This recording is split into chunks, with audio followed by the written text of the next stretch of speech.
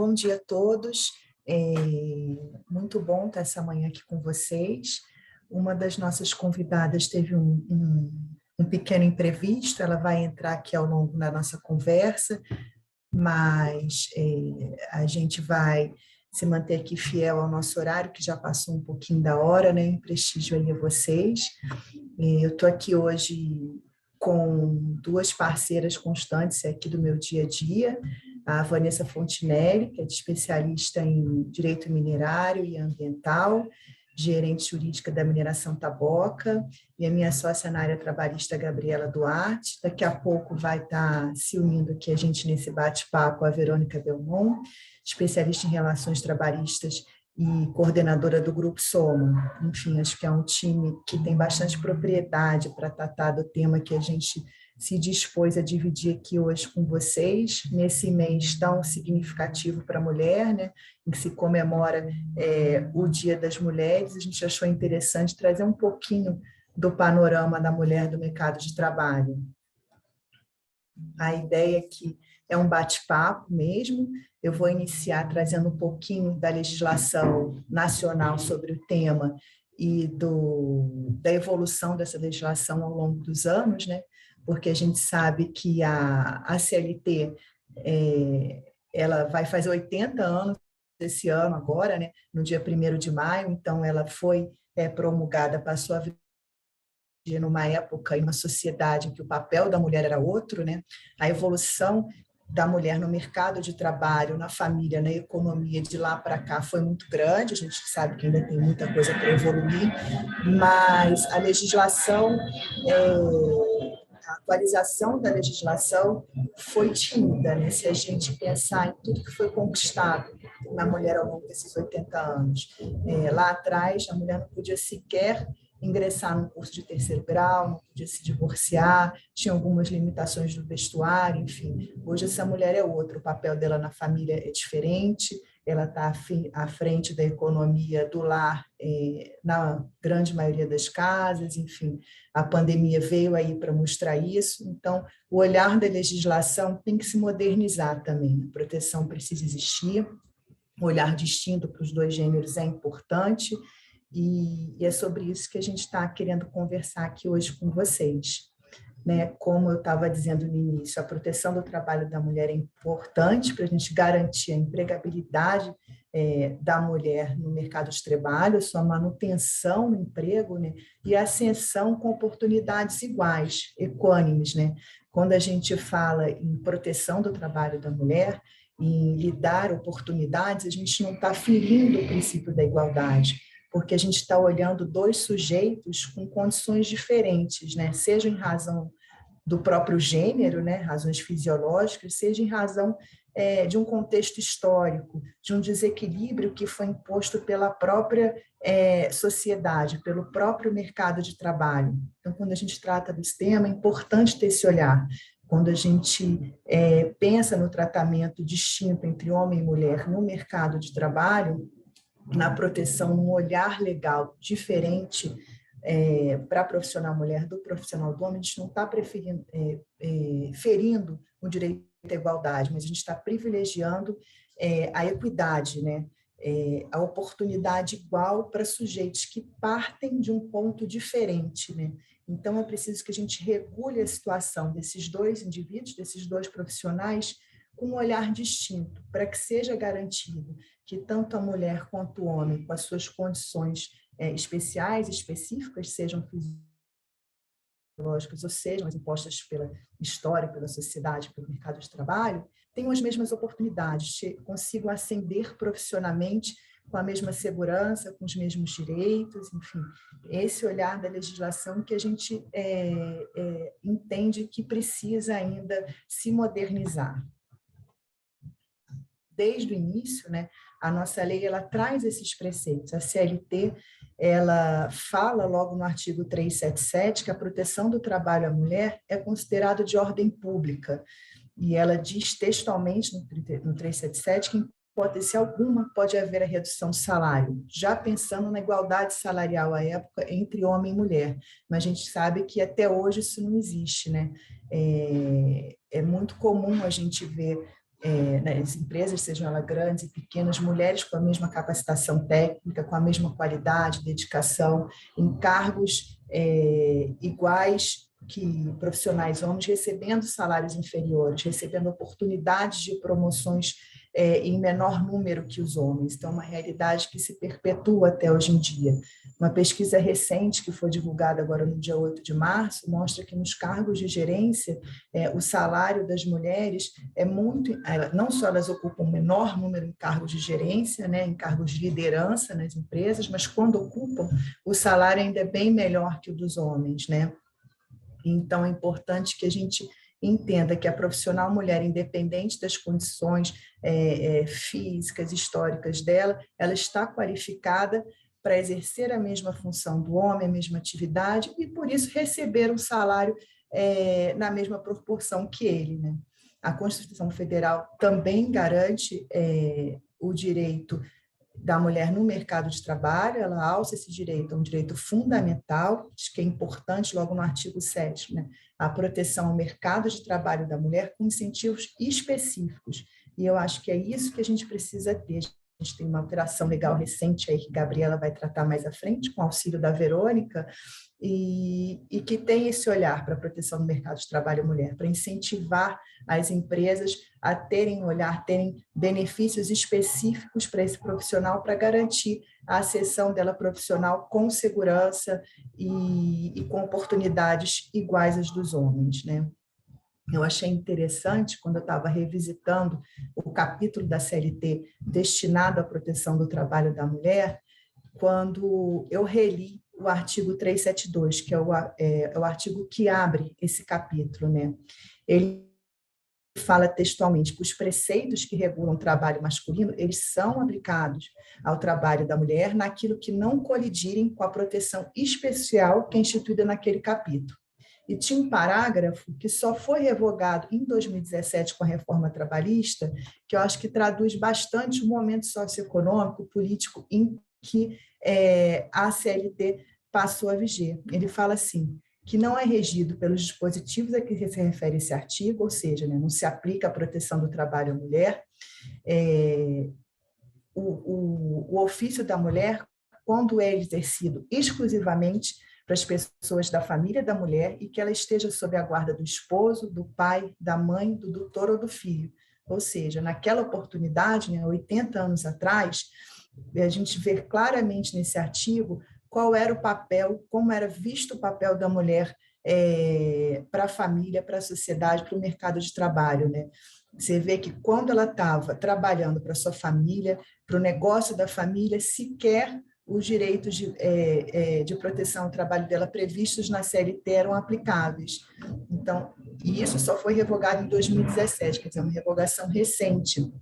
Então, isso revela como é necessário um olhar do legislador para a proteção do trabalho da mulher nas leis a elas destinadas, né? Porque uma vez que você trata disso na legislação, você oferece segurança jurídica para o empregador, e com isso ele vai certamente implementar novas medidas, ter um olhar diferenciado para essa profissional e oferecer oportunidades iguais para os dois gêneros, que é um pouquinho do que a gente falou até agora, né? Que é necessária a constante modernização da legislação para que ela reflita a realidade dessa mulher atual na sociedade, né? Como é que ela hoje se posiciona no mercado de trabalho, se posiciona dentro da família. É certo que a gente ainda sabe que existe uma dupla jornada, que os afazeres domésticos ainda ficam muito aos cuidados da mulher, a ligação dela com a maternidade, né? Com o filho, ainda é muito imposta pela sociedade como sendo a sua atividade primordial, mas ela não consegue e nem pode nem deve se distanciar do mercado de trabalho por causa disso, né? Então, é importante que a legislação acompanhe essa evolução e que ela olhe para a mulher como uma profissional que merece as mesmas oportunidades que os profissionais do gênero masculino, para que elas possam ascender profissionalmente, se manter no emprego e ter uma oportunidade igual no mercado. A gente vai tratar aqui um pouquinho da evolução legal, né, ocorrida ao longo desses anos. Como a gente disse, ela é tímida. Eu acho que a mulher ela desbravou bastante coisa nesses 80 anos e a legislação, infelizmente, ainda não acompanhou tudo que foi conquistado. A gente ainda tem alguns preceitos que parecem que protegem a mulher, que mais na frente a gente vai falar, mas, na verdade, eles podem até discriminá-la, né? Trazer alguns empecilhos para que o empregador absorva ela do mercado de trabalho, né? E a mantenha nesse mercado ascendendo profissionalmente. A gente entende que a legislação deve mudar um pouco, ser mais sensível nesse sentido, e algumas outras medidas que chegaram agora, que são novas e que ainda precisam ser experimentadas pelo mercado. Uma mudança sensível, ela acontece em 99 com a inserção do artigo 373-A na CLT. Você vê quanto tempo depois esse artigo vem para listar proibições, vedações ao empregador que poderiam parecer óbvias, né, para todo mundo no mercado de trabalho. Ele diz que é vedado, você vê que ele fala expressamente no caput, que essas vedações devem afetar o acesso do trabalho da mulher ao mercado de trabalho. Ainda que nos incisos, quando ele trata das vedações, ele fale em idade, em cor, em situação familiar. A ideia dele, a inserção dele no capítulo de proteção da mulher é para proteger essa profissional do gênero feminino, sim, né? Então, ele veda o quê? A publicação, o anúncio de emprego que faça referência a sexo, a cor, a situação familiar, a recusa ao emprego, a promoção, a dispensa do trabalho, de novo, em razão do sexo, da idade, ao estado de gravidez. A gente vê a maternidade, ela permeia vários artigos, né, como se fosse um empecilho, né, como se o mercado enxergasse isso como um ponto negativo para a contratação da mulher e a manutenção dela no emprego, a progressão dela na sua carreira, né? O que até, de certa forma, muito triste, né? Porque a gente sabe que, ainda que a gestação fique a cargo da mulher, a criação dos filhos cada vez mais é feita pelos dois pais. A gente tem que enxergar esse momento como do pós-parto, da pós-adoção, como um momento da família, né? Não se falar mais em maternidade, parentalidade. Eu acho que é um conceito que está mudando, que culturalmente precisa ser absorvido e se trazer isso para dentro das empresas também. Aí, de novo, né? Não considerar o sexo, a idade, a cor, como uma característica determinante para fins de remuneração, da formação profissional, da ascensão da pessoa na carreira. Não exigir novamente o exame ou um atestado para comprovação de esterilidade ou gravidez, seja para você admitir um profissional ou para a permanência dele no emprego. A gente sabia que isso, durante muito tempo, acabava sendo judicializado, né? As empresas às vezes até de forma não transparente, pediam um exame de sangue e faziam o beta-HCG para saber se a profissional estava grávida ou não antes de admiti-la, enfim. A lei proíbe isso, objetivamente isso, né? E, de novo, um outro assunto que chegava muito aos tribunais, mas que é vedado textualmente pela lei: proceder o empregador ou preposto à revista íntima das empregadas e dos funcionários. Isso causava um grande constrangimento, uma insegurança profissional mulher no trabalho. Então, isso hoje é proibido objetivamente pela lei. E o parágrafo 1º, parágrafo único, ele traz uma possibilidade interessante, que é justamente o que a gente conversou muito aqui ao longo da semana, esse grupo que está aqui com vocês, que é a oportunidade, né, de adoção pelas empresas de medidas. Aqui o parágrafo 1 ele fala em temporárias, mas a gente entende que essas medidas têm que ter o tempo necessário para a mudança de uma cultura na empresa, né, mas que visem estabelecer o estabelecimento de políticas de igualdade entre homens e mulheres, em particular para corrigir as distorções que afetam a formação profissional, o acesso ao emprego e as condições gerais do trabalho da mulher. Ou seja, o artigo procura trazer no parágrafo único um mínimo de segurança jurídica para a empresa adotar medidas específicas por meio de políticas internas, às vezes através de negociação coletiva com os seus sindicatos para a proteção do trabalho da mulher, visando corrigir essas distorções, essas diferenças impostas pelo mercado entre o gênero feminino e masculino e permitir que a mulher se mantenha no emprego, que ela consiga progredir profissionalmente, chegar a cargos de gerência e, quando chegar neles, receber salários no mesmo patamar dos homens, né? Ainda falando de evolução legal, tem alguns pontos interessantes. Você veja, somente em 89 houve a revogação do artigo 379 e 380, que lá atrás foram desenhados para proteger a mulher, mas que não faziam mais sentido, né? Ou seja, então, lá atrás era proibido o trabalho noturno da mulher, a partir de 89 ele passa a ser permitido nas mesmas condições que dos homens. Foi revogado também o artigo 392, que ele proibia o trabalho da mulher, seja 6 meses antes do parto ou 6 meses depois do parto. A gente sabe que isso não é necessário.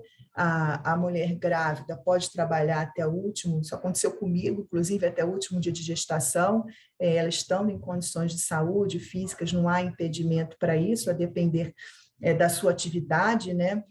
A gente vai ver mais para frente também que agora, recentemente, houve uma outra alteração legal, que estando ela, a mulher, a gestante, inserida numa atividade insalubre, é garantido ela a transferência dessa para uma outra atividade durante a gestação, podendo ela voltar para a atividade anterior depois do parto, né, que é uma outra garantia importante, está logo aqui em seguida, né. Foi garantido também a dispensa do horário de trabalho para a realização de exames médicos durante a gestação. Isso é uma proteção que a gente entende necessária, porque realmente ela tem que, ao longo da gestação, comparecer ao médico, fazer o pré-natal. Então, é uma discriminação importante e positiva nesse sentido, né? Aqui, de novo, uma outra alteração interessante, que é a concessão de licença maternidade para o cônjuge, né, em caso da morte da genitora, que a gente começa a sentir, ainda que em razão de uma situação muito triste, né, tratando da morte da genitora, mas que também é garantido ao empregado, do sexo masculino, a licença maternidade para cuidar daquele bebê, né?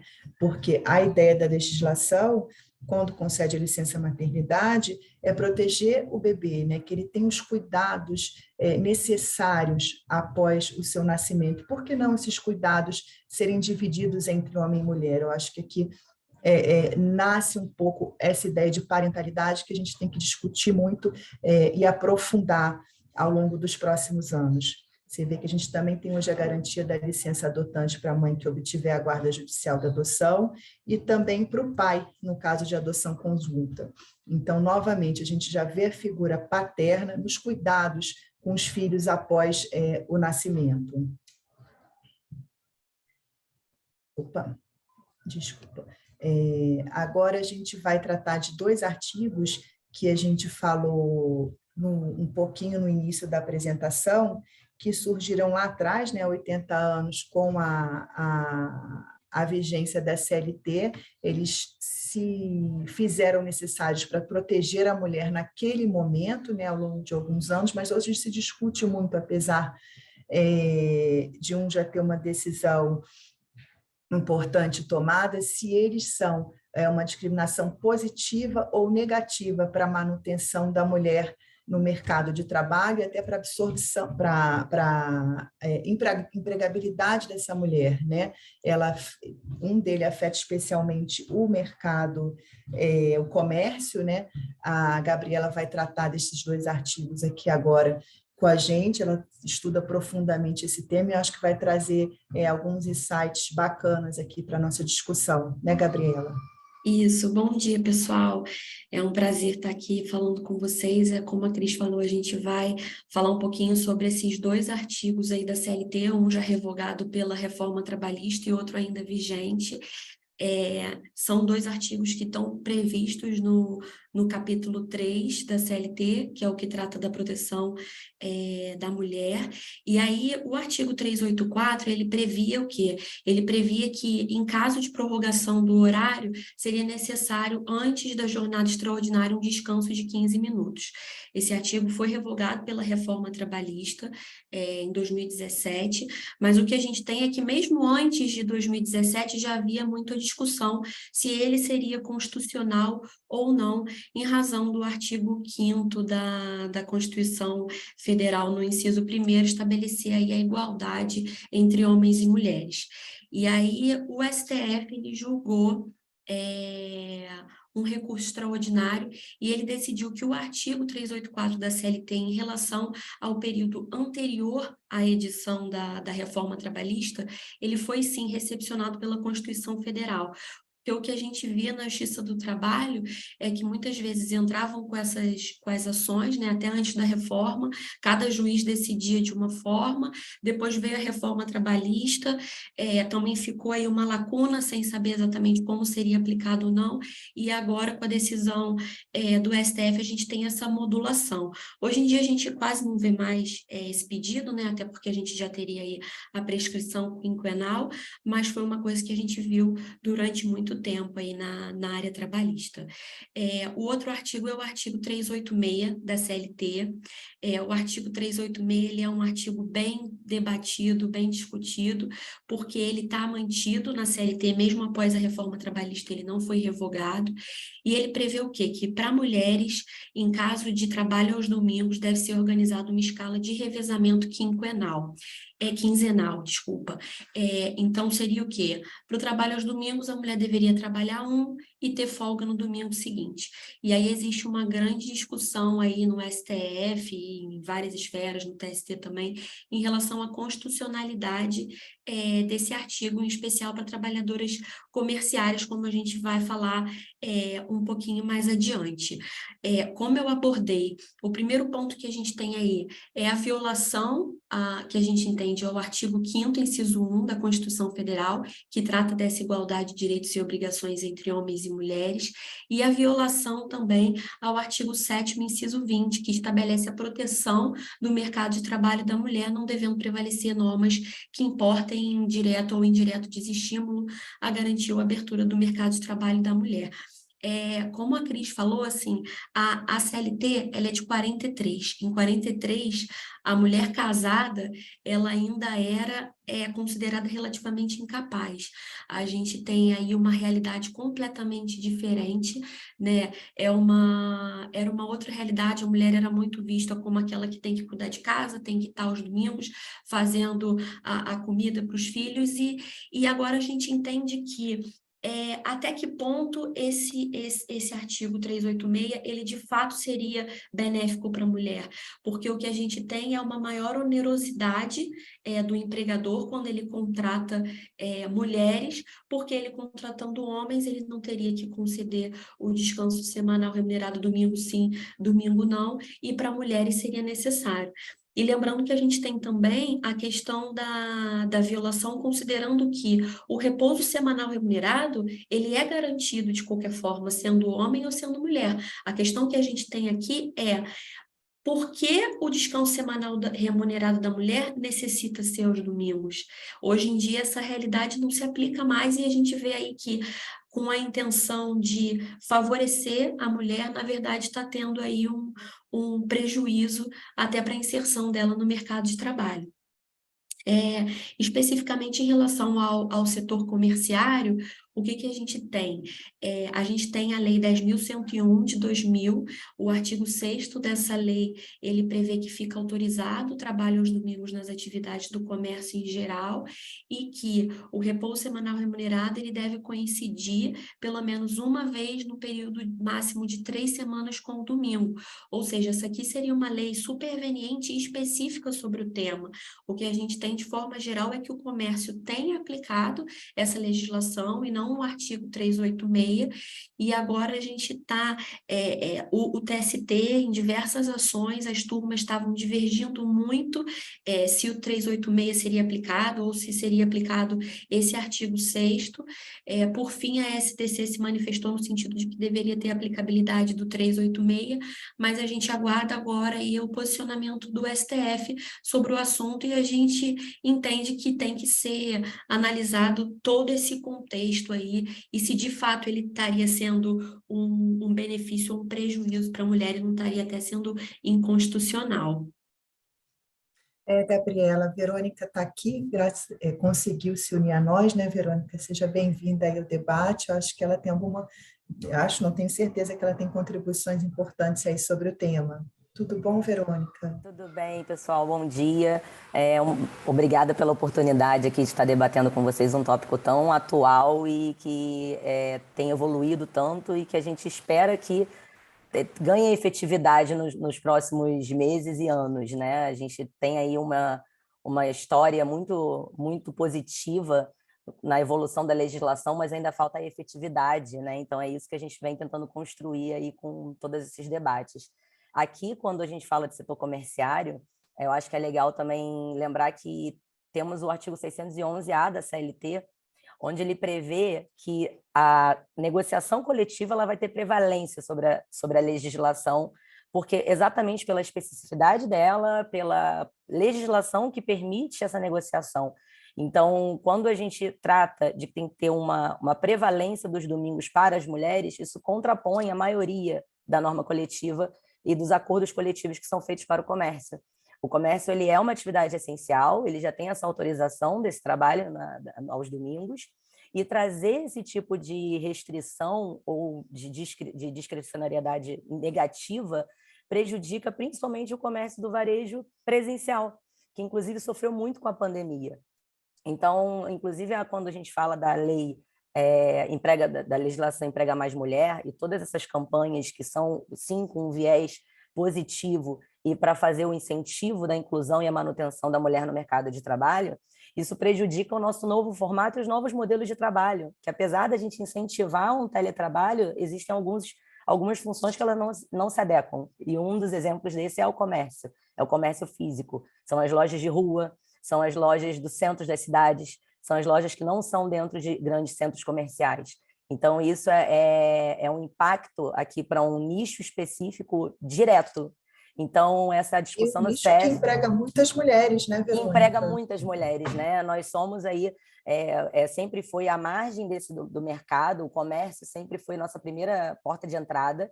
Então, quando a gente saía das famílias e tentava procurar alguma coisa para se especializar, a primeira janela nossa era o comércio, era a venda, era a farmácia, era a venda de roupas, venda de artigos de luxo, de artigos de beleza, que isso também atrai o consumerismo da mulher. Então, é incrível como que a gente tem esse debate ainda hoje e ao mesmo tempo, na paralela, nós temos a ODS, por exemplo, 5, que é da ONU e que preconiza a igualdade. E isso contrapõe, trazer isso dentro do STF, trazer essa discussão de uma forma, tentando achar uma equidade que, na verdade, traz a desigualdade. Então, é muito importante a gente debater esse impacto num nicho tão grande e tão à cara do brasileiro, porque isso pode funcionar talvez em outras realidades, em outras culturas, onde você tem outros formatos de trabalho, onde o trabalho autônomo é mais valorizado, onde você não tem um aculturamento igual ao nosso. Então, eu queria só contribuir com esse pedaço, porque realmente o comércio ele é majoritariamente feminino. Eu tenho orgulho de trabalhar e de ter esse foco dentro com essa equipe, com esse viés de empoderamento feminino, e realmente essa debate no STF ele precisa ser olhado com muito cuidado. Você tem toda a razão. E quando a gente olha para a profissional mulher que está inserida no comércio, que adota essa escala de trabalho, não é uma reclamação dela, né? Não é um desejo dessa profissional ter essa escala alterada. Acho que muitas vezes até ela prefere ter um DSR durante a semana e resolver uma coisa pontual que ela tem que fazer, ter um descanso diferente, ela não precisa estar à mesa aos domingos, levar a família à missa, a ideia não é essa, né? Ela já está em outro momento.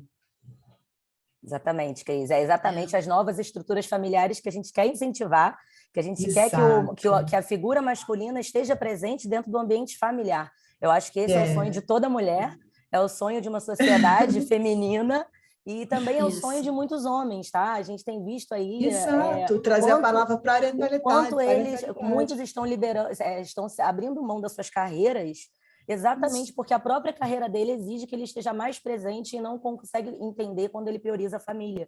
Então, ao mesmo tempo que a gente pede uma igualdade, a gente tira a igualdade dos próprios homens, que gostariam de estar mais presentes na vida do filho, na vida da nova estrutura familiar, um novo bebê, o primeiro bebê que seja. Né? Então, eu acho isso muito, muito interessante da gente acompanhar. E a gente ter sempre a nossa voz de que, olha, nem sempre a igualdade vai ser equidade, né? São duas coisas diferentes.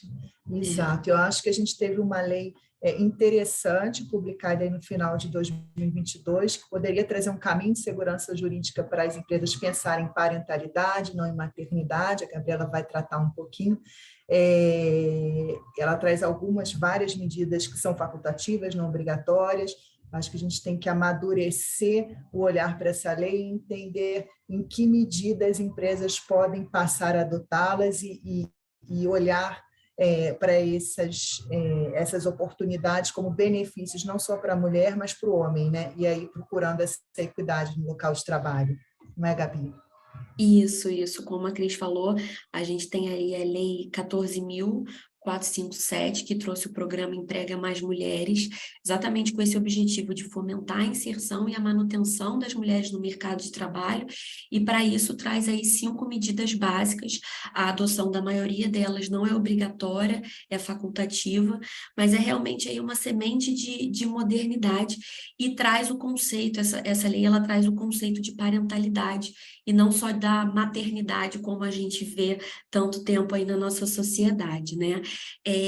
Então, é uma lei é uma lei um pouco extensa, tem muitas previsões, então nosso objetivo aqui não é ficar falando muito a fundo cada uma delas, até porque a gente nem teria tempo, mas a gente quer passar, assim, de uma forma rápida para vocês as principais medidas.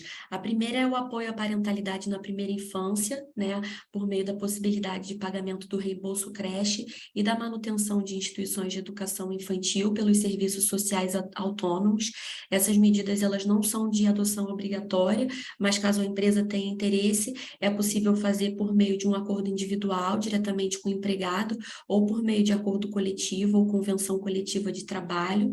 A gente tem também o apoio à parentalidade por meio da flexibilização do regime de trabalho, e aí a lei traz a previsão de que no caso da empresa ter o teletrabalho, um trabalho remoto, que foi até um pouquinho do que a Verônica falou, deve ser priorizadas as mulheres ou homens, né, empregados, ele fala empregados e empregadas que tenham filho ou enteado ou adotados com até 6 anos de idade, ou no caso desses serem deficientes, não tem essa limitação. Outras questões em relação à flexibilização do regime de trabalho que a lei traz é a questão da priorização dessas pessoas com filhos, enteados até 6 anos ou deficientes sem limite de idade, em relação ao regime de tempo parcial, a compensação de jornada por meio do banco de horas, a jornada 12/36. Existe também a questão da possibilidade de antecipação de férias individuais, quando as crianças têm até 2 anos, e também a possibilidade de entrada e saída flexíveis quando houver a possibilidade. Cris, você quer complementar? Eu acho que é interessante que a primeira definição legal da parentalidade, né, é o olhar para a criança, para a proteção da criança após o nascimento, nos primeiros anos de vida, e que isso pode ser feito pelos dois, tanto pelo pai quanto pela mãe. É uma mudança cultural, mas é importante, né? E a gente tem alguma segurança jurídica agora com a lei. Acho interessante ela ser facultativa, né? Porque aí cada empresa vai poder entender como isso vai funcionar dentro da sua realidade, da sua comunidade, e espero que seja bem absorvida aí pelo mercado. É, e a ideia, né, Cris, é a gente realmente tentar mudar um pouco essa cultura, porque até que ponto trazer uma obrigação seria de fato benéfico, né? Então, continuando aqui, a outra medida que a gente tem é em relação à qualificação das mulheres em áreas estratégicas para ascensão profissional. A gente vê aí a possibilidade de suspensão do contrato de trabalho para fins de qualificação profissional, o objetivo de ter uma maior inclusão dessas mulheres em áreas estratégicas em áreas que têm normalmente uma menor participação feminina, como a ciência, a tecnologia. Então, realmente é um avanço interessante que a gente tem que ser observado. A gente vê que as empresas ainda não estão sabendo muito dessa lei, porque realmente é uma lei recente, mas que tem medidas realmente que são interessantes em alguns pontos. E aí a gente Gabi, você tem... lembra que eu falei no início que só a 59 anos foi permitido o ingresso da mulher no terceiro grau, né? Então, enfim, a gente tem muito que se qualificar ainda também. Esse recente estudo saído agora, 8 de março, fala que a presença feminina em atividades técnicas de maior graduação também é muito menor que a masculina, por isso é importante essa nova previsão legal. Isso, exatamente. A gente também aqui tem a questão do apoio ao retorno das mulheres após o término da licença maternidade. Não sou mãe ainda, mas eu imagino que seja de fato um momento difícil, um momento diferente na vida de qualquer mulher, né? E aí essa lei ela traz um ponto bem inovador, né? Que é a questão da possibilidade da suspensão do contrato de trabalho de pais empregados para acompanhamento do desenvolvimento dos filhos, para o pai realmente prestar esse cuidado com o filho, ter esse vínculo ali no início do que a gente vê, que é uma questão que normalmente é colocada tão em cima da mãe e que o objetivo da legislação está sendo realmente a maior participação desse pai aí no desenvolvimento e no crescimento dos filhos. E aí traz também a questão da flexibilização do usufruto da prorrogação da licença maternidade. O último ponto que a gente queria falar aqui com vocês sobre a lei é um ponto bem importante, porque é um ponto de adoção obrigatória. A gente teve uma webinar conduzida pela Cris há pouco tempo atrás, que é em relação à prevenção e o combate ao assédio sexual e outras formas de violência no âmbito do trabalho. Então, a lei traz basicamente 4 pontos aí que devem ser observados com alterações na CIPA. A gente tem aí a necessidade de inclusão de regras de conduta a respeito do assédio sexual e de outras formas de violência nas normas internas da empresa, e também a necessidade de inclusão de temas referentes à prevenção e ao combate ao assédio sexual e outras formas de violência nas práticas da CIPA. Então, a gente está vendo que as empresas estão tendo que fazer realmente um movimento de revisão das suas normas, de revisão da organização da CIPA, para que estejam atentas a essa questão aí do assédio sexual e outras formas de violência. A gente também tem a questão da fixação de procedimento para recebimento e acompanhamento de denúncias, para que realmente a gente possa, para que as empresas de fato possam observar o que está acontecendo ali e combater determinadas práticas que possam estar afetando o ambiente de trabalho, de violência sexual ou outros tipos. E por fim, a gente tem aqui a realização, no mínimo a cada 12 meses, de ações de capacitação, orientação e sensibilização dos empregados ou empregadas de todos os níveis hierárquicos sobre temas relacionados à violência, assédio, igualdade e a diversidade no âmbito do trabalho. Acho que para trazer aí uma observância geral, né? Tanto das pessoas que possam vir a ser vítimas de algo e estejam atentas a isso, como de outras pessoas, o supervisor que vai receber a denúncia, enfim, essa necessidade de estarem todos atentos realmente a um tema importante como esse, que é a violência à mulher. Verônica, pode falar. Eu queria contribuir um pouquinho aqui, Gabriela, com esse tema da prevenção do combate ao assédio sexual, porque tem sido, como eu falei, a gente está vindo num debate muito atual, né? E há poucos dias nós tivemos aí um movimento do próprio Ministério Público do Trabalho, através do seu procurador-geral, o José de Lima Ramos, onde eles estão iniciando uma organização de fiscalização e de incentivo a essas medidas de prevenção e erradicação de qualquer tipo de violência à mulher. Então, é muito interessante porque eles estão focados muito nas CIPAs. Então, isso tem sido uma prática, uma ferramenta, é uma forma que o Ministério Público do Trabalho vai engajar e criar efetividade dessa legislação nova para que as empresas possam ser norteadas, orientadas, né? Aqui é tentar sempre levar esse viés educativo e orientador, não somente o punitivo. Então, antes que isso chegue em um momento de punição, que o Ministério Público e as secretarias do trabalho estejam próximas às empresas para que elas se adequem e tenham tempo para entender, porque temos muitos vieses quando falamos de assédio. O que é o assédio sexual? O que é a discriminação sexual? O que é a importunação sexual? Isso é uma educação, isso é com o tempo, é uma evolução, precisa de muitos debates, de muitas conversas, de muita provocação, para que todos tenham essa conscientização. E através da CIPA, isso traz ali uma segurança jurídica para as empresas. Então, é importantíssimo que essa comissão interna esteja alinhada com esse objetivo final, que é erradicar qualquer tipo de violência. Então, eu achei interessante a gente mencionar, porque foi recente, né? Foram poucos dias, eles iniciaram essa grande campanha, essa grande roda de conversa junto com o Ministério Público. E eu acho interessante quando a lei ela trata muito da educação, como você falou, do empregado, né? Trazendo para ele também essa responsabilidade, né? Que é de cada um de todos nós. Até quando ele fala em responsabilidade, a lei, né? Quando você identificar que o assédio, a violência aconteceram, né? Deve ser responsabilizado não só o agressor direto, mas o indireto também, né? Que é aquele gestor que não observou que aquilo estava acontecendo corretamente, colega que estava do lado e fingiu que não viu. Isso é uma obrigação de todos nós na sociedade, né? Seja inserida no mercado de trabalho ou não, né? E um outro ponto interessante, que eu acho que essa lei ela tem o título, né, de emprega mais mulheres, ela busca a proteção à mulher, mas ao longo de todos os seus artigos, permeia assim,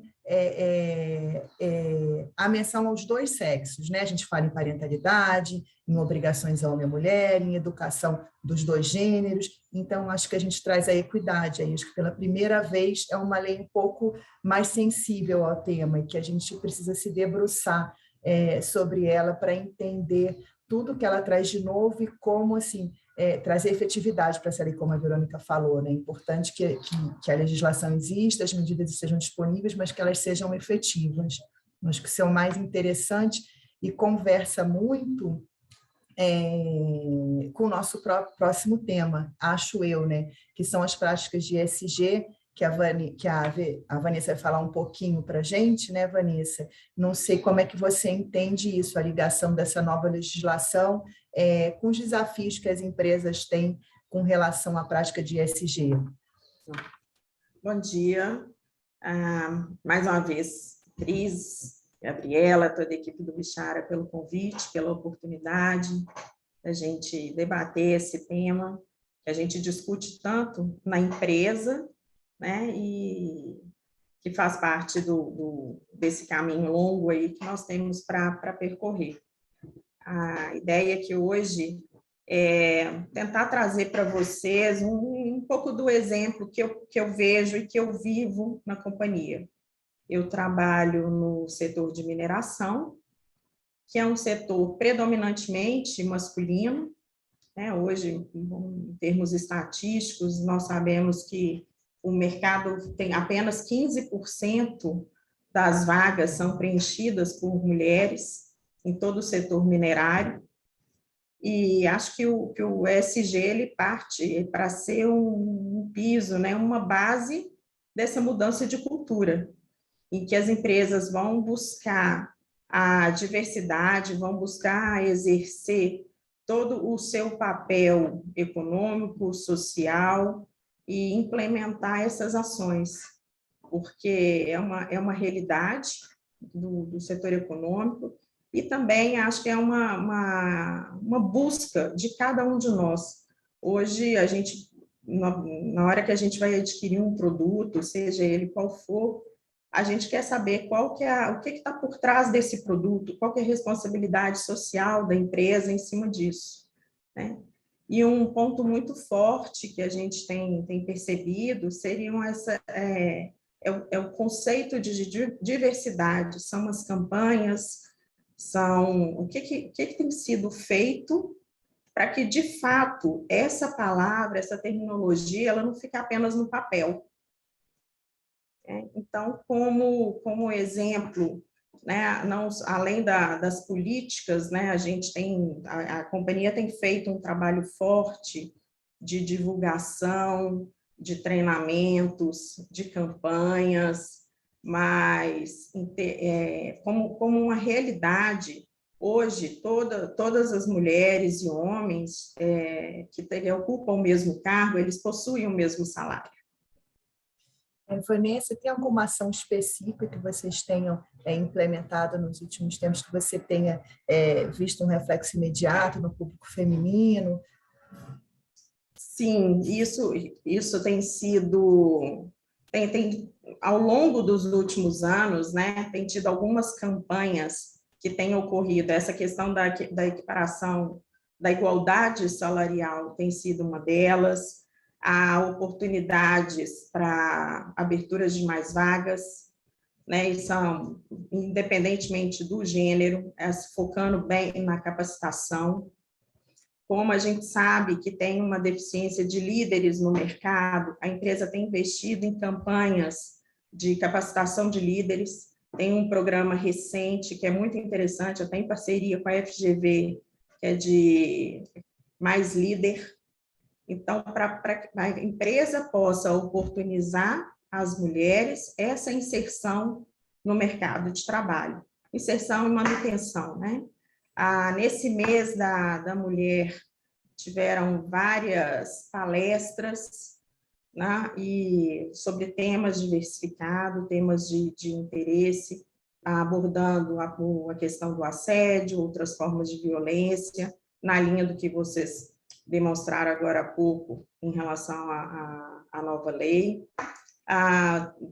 Pequenos reparos, como que as mulheres também podem fazer pequenos reparos em casa, que por uma questão cultural eram atribuídos aos homens, né? E nós temos o trabalho em área remota, né? O que hoje em dia a participação feminina é bem mais baixa. Então, isso tem sido incentivado. E durante esse mês, entre as campanhas que foram realizadas, teve um questionamento para algumas mulheres, para que isso fosse divulgado internamente, né, de como que elas se sentem no ambiente de trabalho, no ambiente da mineração. E foi muito interessante ouvir diversos depoimentos no sentido de que é desafiador, né, porque pela predominância masculina, mas em contrapartida é muito interessante pela prática, pela oportunidade de aprendizado, e saber que a mulher pode trabalhar no local que ela quiser, onde ela tem interesse, né? E como uma forma de agradecimento, uma forma de reconhecimento, esse mês, uma das práticas que teve foi um dia em que teve um foco feminino. Então, em todas as unidades, inclusive nas operacionais, na unidade remota, teve um dia em que tinha uma manicure, tinha cabeleireiro, tinha massagem à disposição para quem quisesse buscar esse lado. Porque é engraçado, né? Imagino no ambiente de trabalho da mineração, fica aquela... um pouco histórico também, né? Mulher, para se inserir nesse mercado, estar no mercado de trabalho, não precisa se masculinizar, né? Pode se manter feminina. Muito interessante essa ação. E foi exatamente isso o que elas falaram, que teve um toque feminino, né, para demonstrar que, independentemente de onde elas estiverem, elas são elas mesmas. Não precisa vestir uma máscara, não precisa vestir um uniforme, pisar grosso para poder estar num ambiente de mineração. Não é isso. É sempre a busca pela capacitação, é a busca pelo trabalho em equipe e o respeito ao próximo, porque aí sim cada um vai ter a oportunidade de conquistar seu espaço, né? E a empresa ter a receptividade para que isso seja implementado.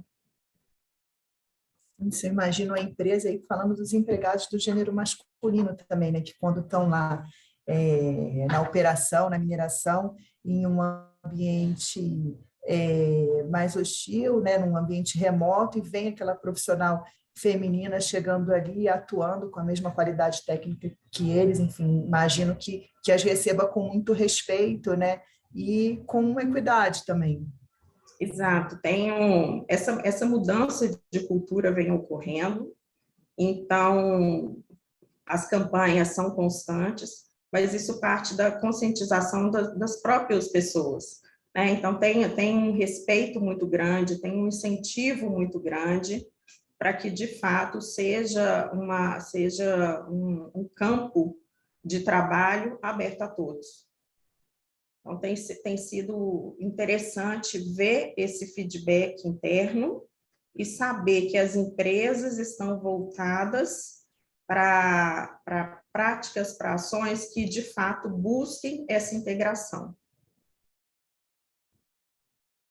Eu acho que é bem isso mesmo, é isso que a gente tem que buscar, o que você falou, um campo aberto, né, para que todos, independente do gênero, possam se inserir, se manter e ascender profissionalmente. Acho que é esse olhar que todos têm que ter, né, para a mulher no mercado de trabalho, a gente acompanhar a nossa evolução social, econômica, e garantir que a legislação também acompanhe isso. Quando a legislação se mostrar mais moderna, tornar ela efetiva, né? Saber o que a gente pode aproveitar dela, trazer para o dia a dia da empresa com segurança jurídica para garantir um mercado de trabalho seguro, saudável e econômico para essa profissional feminina.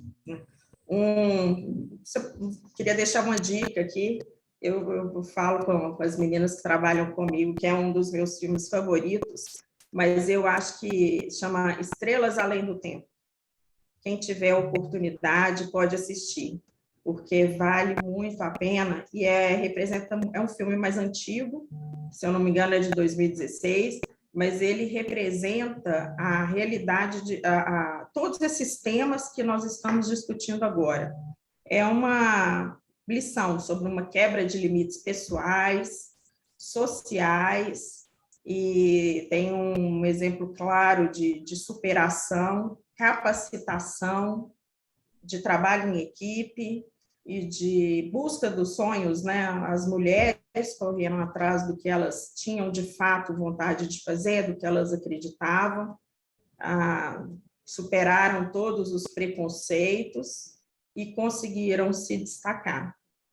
Então, eu acho que vale a pena assistir, porque a lição é muito bonita. Com certeza vai ser meu programa de hoje à noite, sexta-feira. Você está com o filme. Certamente.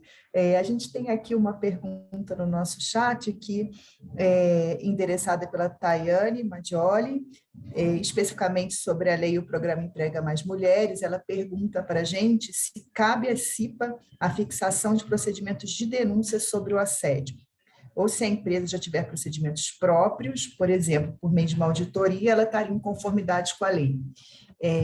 Bom, Tayane, eu acho que a gente tem que, a gente fica à disposição até para discutir esse tema depois de forma mais detalhada com você, a gente tem que olhar esse programa, esse canal que cada empresa tem para ver se ele atende realmente todas as medidas impostas pela lei.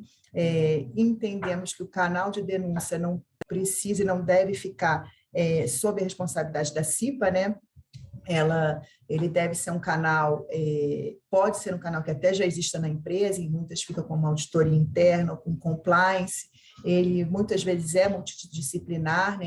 Interessante que seja, que tenha a participação do jurídico, do RH. A CIPA ela vai ter como uma das suas atribuições, né, o olhar para o combate ao assédio e à violência no ambiente de trabalho, assim como ela tem com relação ao acidente de trabalho com relação a toda a segurança daquele profissional dentro do local de trabalho, mas ela não é uma atribuição só dela, da empresa como um todo, combate à violência, através das 4 medidas impostas pela lei, né? Seja a criação das políticas internas, do código, a sua divulgação, o treinamento de todos os empregados em todos os níveis hierárquicos, o treinamento da própria CIPA e a criação do canal de denúncia, né? Para que as denúncias, quando cheguem, sejam verificadas de forma ágil, transparente, garantindo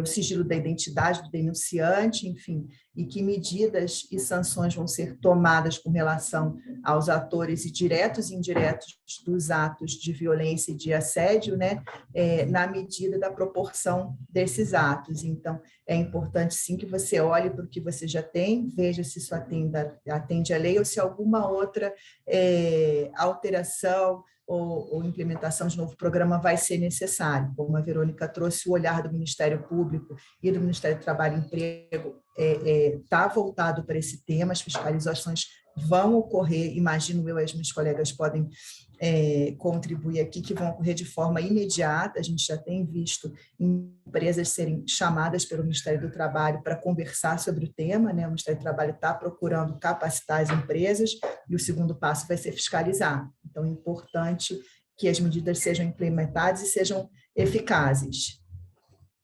Acho que era isso.